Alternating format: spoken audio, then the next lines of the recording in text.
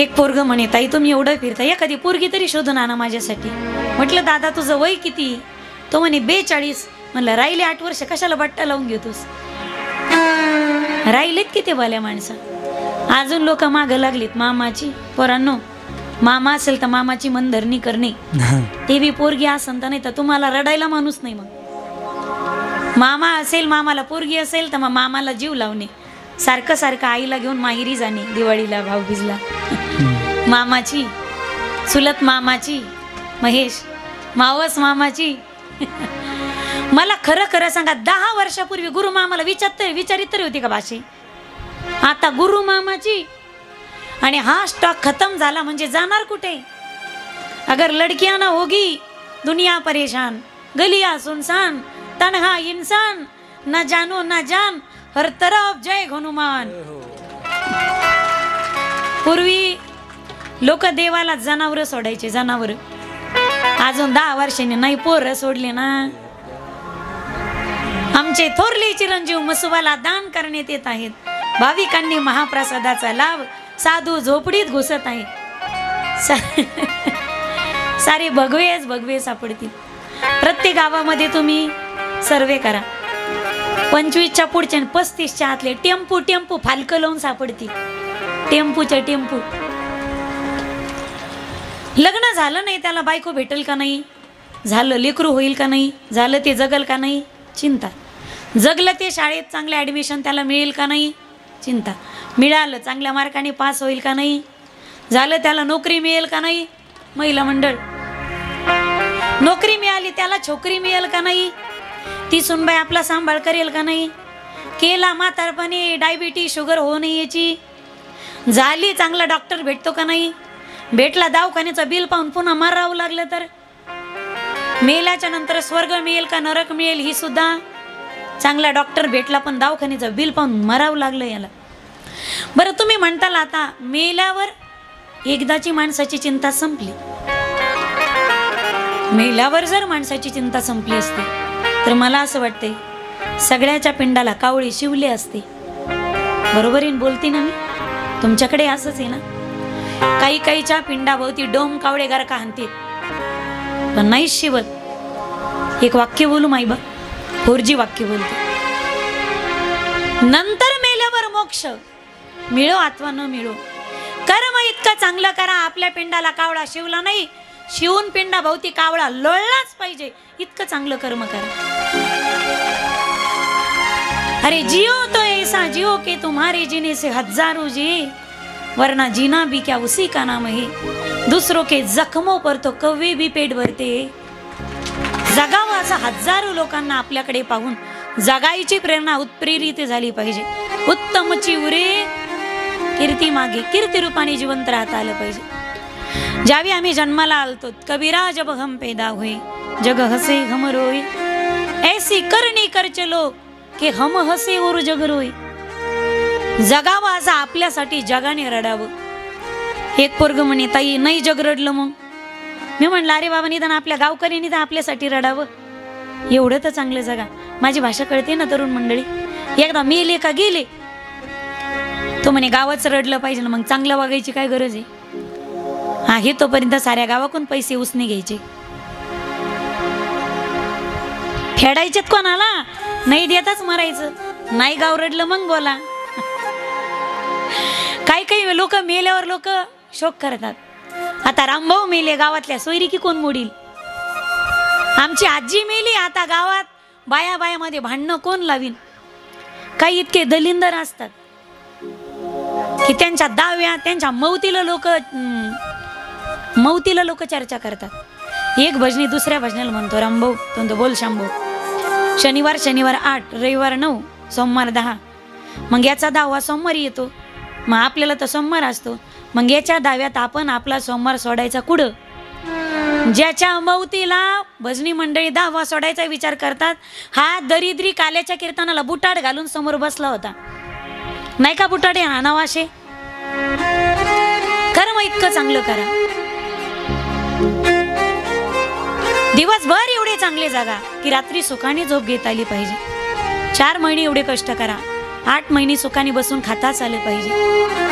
तारुण्यात एवढी चांगली जगा की म्हातारपण आनंदात गेलं पाहिजे आणि या जीवनात एवढा परमार्थ करा की पुन्हा एकदा या ज्ञानोबा तुकोबाच्या आणि या छत्रपती शिवरायांच्या महाराष्ट्रात आम्हाला जन्म भेटला पाहिजे. इतकं चांगलं जगा माईबाप, ज्याच्या जीवनात नीतिमत्ता आहे. आठवडा त्याचा हजारात कडीला जातो. ज्याच्या जीवनात नीतिमत्ता ढासळली, धाऱ्या वाट येतं अनमोरी वाट जातं. बरोबर बोलते ना मी? माना हलवत चला बरं का. जीवनात नीतिमत्ता असेल तर माणसाला काही गोष्टी पुरतात. पहा, काहीला भूक लागायच्या गोळ्या आहेत, काहीला झोपायच्या गोळ्या आहेत, काही काही झोपेच्या 3-3 गोळ्या खातात, काहीच्या गोळ्या झोपल्या पण गडी जागी. याला म्हणावं काय आम्ही? सगळं असताना देव खाऊ देत नाही. काही काही 3-3 गोळ्या खातात झोपेच्या, तरी रात्रीच्या 3-3 वाजेपर्यंत फॅनच्या 3-3 पात्याकडे पाहतात. राईट साईडने फिरतो का लेफ्ट साईडने फिरतो? नीतिमत्ता नसेल लक्ष्मी टिकत नाही माईबा. देव खाऊ देत नाही. मला ऊसतोड कामगाराचा आचंबा वाटतो. तो उठल्यापासून ऊस खातो. कधीपासून? पहाटे 4 वाजल्यापासून ऊस खातो. सकाळी ऊस खातो, भाकर खाताना ऊस खातो. कारखान्याला इकडं असतात ना ऊसतोड कामगार, कारखान्याला जाताना ऊस खात खात जातो, खात खात खात येतो. कारखान्याचा डायरेक्टर पोताच्या पोत त्याच्या समोर साखरेचे पोते भरले जातात, पण ओंजळभर साखर घेऊन खायची सत्ता नाही. पोत खाल्लं तरी कोणी काय बोलणार आहे का? असताना खाऊ न देणं याला म्हणावं काय आम्ही? चिंता नाही असा व्यक्ती जगातही नाही. पण आम्हाला स्वतःची चिंता आहे. साधू संताला जगाच्या कल्याणाची ओझ त्यांच्या खांद्यावरती. व्यासांनी कारण सांगितलं, हे मुने मला चिंता आहे पण चिंता मला माझी नाही. मी 17 पुराणांची निर्मिती केली, 6 शास्त्र वेदांची विभागणी केली, उत्तर मीमांसा सारखं ज्ञान प्रदान शास्त्र रचलं, पण माझ्या मनाला समाधान का नाही?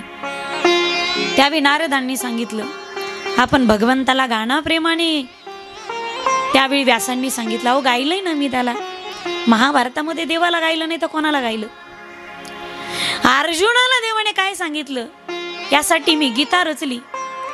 पण भगवंताने अंतिम क्षणाला निजाम गमन करत असताना उद्धवाला काय सांगितलं? तो संवाद माझा अजून बाकी.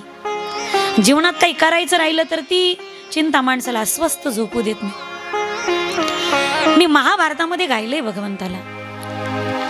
त्यावेळी नारदांनी सांगितलं, व्यास महर्षी तुम्ही महाभारतामध्ये देवाला गायलं, पण महाभारतामध्ये सारे भांडणच येतं. आणि महाभारत हे नीती प्रधान शास्त्र आहे. समाधान हा नीतीचा नाही तर समाधान हा प्रीतीचा परिणाम आहे. प्रेम प्रीतीचे बांधले तेन सुटेगा काही केले. प्रेम सुख देई, प्रेम सुख देई, प्रेमाविन नाही समाधान.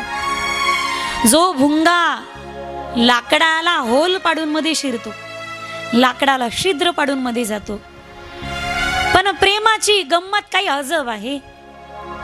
हा भुंगा लाकडाला छिद्र पाडून मध्ये जातो, पण ज्यावेळी कमळ दळाच्या प्रेमामध्ये अडकला जातो हा भुंगा, ज्यावेळी कमळाची पानं मिटली जातात, त्यावेळी कठोर असणारा भुंगा, लाकडाला छिद्र पाडणारा भुंगा मात्र त्या कमळाच्या पानामध्ये, त्या प्रेमामध्ये गुरफटला जातो, बंधनात अडकला जातो.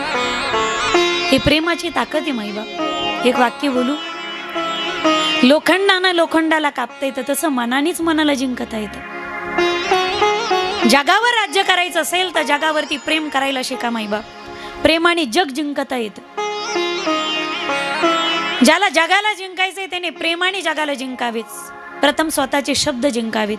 शब्द जिंकलेला व्यक्ती एक दिवस जगावरती राज्य करू शकतो. प्रेमाने आधी राज्य कमवता येतं सगळ्यांवरती. प्रेम के रंग में ऐसी डूबी बन गया ये कहीं मोहन. प्रेम की माला जपती जपती आप हुई में शान. सासों की माला पे, सासों की माला पे सिमरू में हरि का नाम। सासों की माला पे, सासों की माला पे सिमरू में हरि का नाम। सासों की माला पे सिमरू में हरि का नाम। सासों की माला पे सिमरू में हरि का नाम। सासों की माला पे, सासों की माला पे हरि का नाम। सासों की माला पे सिमरू में हरि का नाम। अपने मन की जा, मेरे मन की राह। अपने मन की जा, मेरे मन की राह। सासों की माला, सासों की माला श्री राधे।